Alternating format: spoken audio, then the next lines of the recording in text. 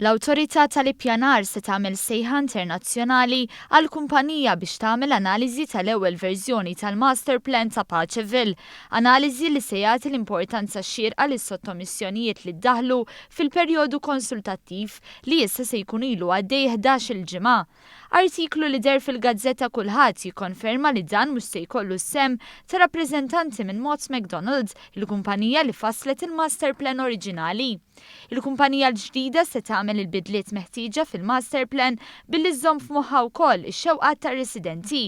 Dan se jirriżulta f'verżjoni aħjar tal-pjan propost li wkoll se jkun suġġett għal 9 ġimgħat ta' konsultazzjoni.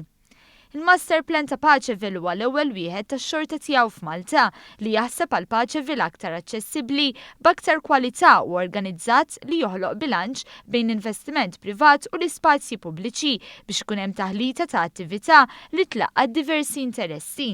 Ir-reazzjoni għal Master Plan oriġinali kienet imħalta fejn investituri u residenti oġġezzjonaw għal xi proposti b'numru ta' raġunijiet. Fil-fatt is-Segretarju Parlamentari Deborah Schembri qalet li l-Awtorità tal-Ippjanar għandha qudiemha opinjonijiet li jikkuntrastaw li issa trid tiddeċiedi fuqhom.